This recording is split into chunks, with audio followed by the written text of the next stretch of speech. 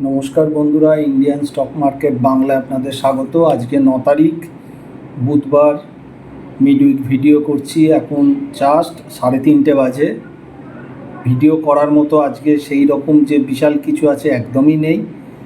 তো আসছি মার্কেট সম্পর্কে। তার আগে বলি, যারা টেলিগ্রাম গ্রুপে জয়েন করতে ইচ্ছুক তারা হোয়াটসঅ্যাপ করতে পারেন 9123952178। আর ওটা প্রিমিয়াম গ্রুপ 2 মাসের, আর সিলভার গ্রুপটা 1 মাসের ডিটেলস পেয়ে যাবেন। যদি ইচ্ছুক হন তো যোগাযোগ করতে পারেন। সেকেন্ড হচ্ছে, যারা দেখেন, অনেকেই দেখি যে সাবস্ক্রাইব করেননি, কিন্তু অনেকেই এরকম দেখেন। তো যদি মনে করেন সাবস্ক্রাইবটা করে নেবেন, ওখানে বেল আইকন আছে, ওটা একটু প্রেস করে দেবেন, তাহলে ভিডিও যখন আসবে তখন আপনাদের কাছে নোটিফিকেশান আসবে। আর যদি সাবস্ক্রিপশান না থাকে এবং নোটিফিকেশান না থাকে, তাহলে ভিডিও এলে আপনার কাছে সবসময় নাও আসতে পারে। তার জন্য যদি মনে হয় রেগুলার দেখেন, তাহলে অবশ্যই সাবস্ক্রাইবটা করে রাখবেন। এবারে আসি মার্কেট সম্পর্কে। মার্কেট নিয়ে যতটা কম বলা যায় ততটাই ভালো।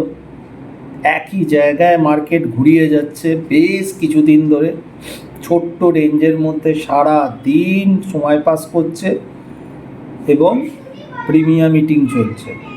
সারা দিনের মধ্যে আধ ঘন্টা একটা খেলা খেলে এবং যে খেলাটা খেলে তারপর সেটাকে আবার আস্তে আস্তে ফিল আপও প্রায় করে দেয়। প্রত্যেক দিন এই ঘটনাই ঘটছে, আর কিছু নয়। মার্কেট ওয়েট করছে এই যে ডিল হতে পারে ইন্ডিয়ার সাথে ইউএস, সেটা কীরকম আসবে না আসবে। আমার ধারণা মার্কেট তার জন্য ওয়েট করছে।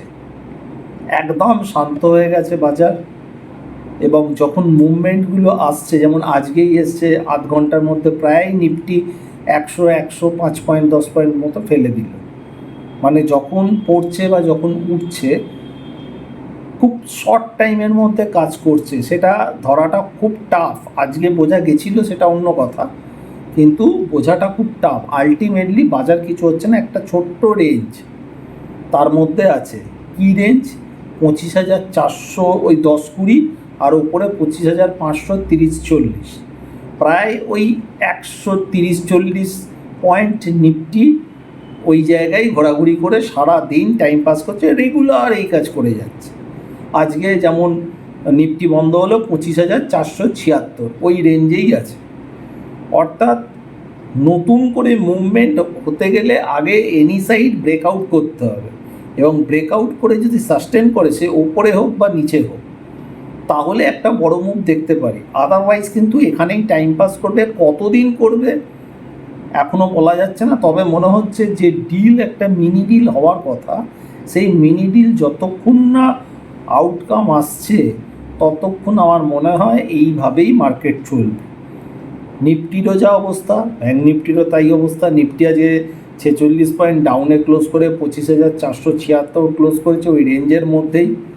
কালকে আবার এক্সপায়ারি আছে, কালকে দেখতে হবে। আজকে যে লাস্টের দিকে একটা সেলিং এলো, সেটা কি বুল ট্র্যাপ হলো, বেয়ার ট্র্যাপ হলো? যদি বেয়ার ট্র্যাপ হয়, তাহলে কালকের এক্সপায়ারি কিন্তু ওপরের দিকে কাটার সম্ভাবনা আছে। সেটা কাল সকাল থেকে আবার নতুন কি যা অপারেটররা আছে তারা কিভাবে তাদের গেম প্ল্যান রেডি করে, সেগুলো না দেখলে দুম করে এখনই কিছু বলা যাচ্ছে না।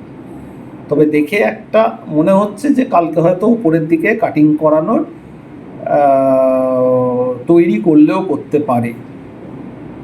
আবার এও হতে পারে একটা জায়গায় গিয়ে লাস্টের দিকে আবার একবার প্রফিট বুকিং নিয়ে চলে এলো, এটাও করতে পারে। কিন্তু এখন ওরা আলটিমেটলি ওই রেঞ্জের মধ্যেই ঘোরাঘুরি করিয়ে প্রিমিয়ামগুলোকে খাবার চেষ্টা করছে।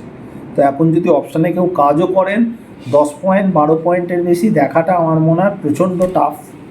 তো সেই জন্য যদি কেউ করেন, দিনের দিন এক্সিট করে বেরিয়ে যাবেন, আর খুব কম পয়েন্টের জন্য কাজ করবেন। ব্যাঙ্ক নিফটিরও একই অবস্থা, ওপরে 57,700 আর নিচে 56,600, মানে ওই অ্যাভারেজ 1000 পয়েন্টের মধ্যে ব্যাঙ্ক নিফটি ঘুরছে। তার মধ্যে আরও যদি ছোট রেঞ্জ করা যায়, দেখবেন ওই 400 450-র মধ্যে ব্যাঙ্ক নিফটি ঘুরছে, যেটা 56,000-এর ইন্ডেক্স, সেটা 500 পয়েন্টের মধ্যে ঘোরাঘুরি করছে রেগুলার। আজকেও 42 পয়েন্ট মাইনাস বন্ধ দিয়েছে, 57,213। কিচ্ছু নেই। ভিক্সের অবস্থা 11 পয়েন্ট সামথিং দেখেছিলাম, 11.94, একদম ডাউন। আজকেও 2% মতো ভিক্স ডাউন গেছে। স্টক স্পেসিফিক যে কাজ হচ্ছে সেগুলোও একদিনের জন্য হচ্ছে, মানে কোনো স্টক যেদিন বাড়ছে পরের দিন আর তার নতুন করে মুভমেন্ট আসছে না ম্যাক্সিমাম স্টকের, কিন্তু তাও কিছু স্টকের কাজ হচ্ছে। সে স্টক ক্যাশে হোক, স্টকের অপশানে হোক, স্টক ফিউচার হোক, তাও ক্যাশের কিছু মুভমেন্ট পাওয়া যাচ্ছে, ইন্ডেক্সে পাওয়াই যাচ্ছে না। যেমন আজকে লাস্টের দিকে রিলায়েন্সটা অদ্ভুত একটা কাজ করালো, সকালবেলা রিলায়েন্সটাকে দিয়েই প্লাস করে মার্কেটটাকে ধরে রাখলো, গ্রিনে রাখলো, তারপর রিলায়েন্সটাকেই আবার 1.5% মাইনাস করলো, মানে যে পজিটিভ ছিল প্রায় 7.5 এরকম পজিটিভ ছিল, সেটাকে মাইনাসে নিয়ে এসে 1.5% মাইনাস করে দিল। আর রিলায়েন্সের ওয়েটেজ মানে অনেক বেশি নিফটিতে, তো সেই হিসাবে এইভাবে বোঝাই যাচ্ছে কি হচ্ছে বাজারে।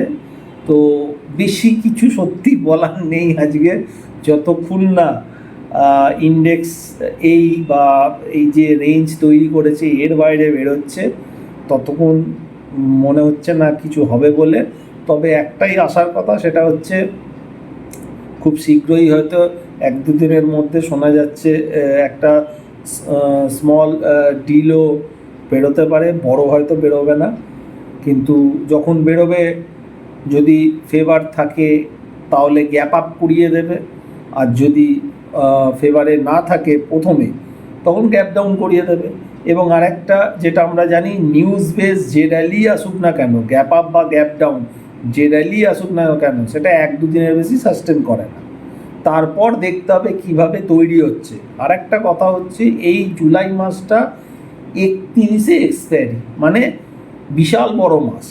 এই বিশাল বড় মাস হলে সাধারণত দুরকম সিনারিও দেখা যায়। এক হচ্ছে ফার্স্ট হাফ যদি যেদিকে চলে, সেকেন্ড হাফ অপোজিট দিকে চলে।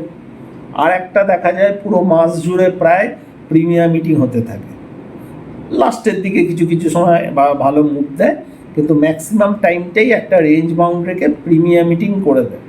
কারণ অনেকেই ওই দূরের কল পুট কিনে বসে থাকে একসাথে, তাদের কিন্তু শেষ করার জন্য এই জায়গাটা করে।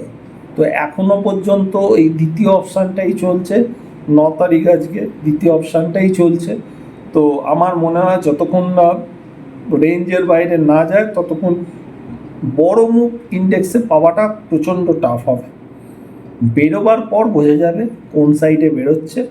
তবে মনে হয় হয়তো এই উইক বা নেক্সট উইকের মধ্যে ডিল আসার পর একটা কিছু ভালো মুভমেন্ট দেখা দিলেও দিতে পারে। কালকে এক্সপায়ারি, কালকে তো নিশ্চয়ই কিছু মুভমেন্ট হওয়া উচিত। এখন দেখা যাক কালকে কি হয়। আজকে আর নতুন করে কিছু সেরকম বলার নেই বলে এখানে শেষ করছি। আবার নেক্সট শুক্রবার অথবা শনিবার যেমন ভিডিও আসে তেমনি ভিডিও আসবে। আপনারা ভালো থাকবেন, সুস্থ থাকবেন। নমস্কার।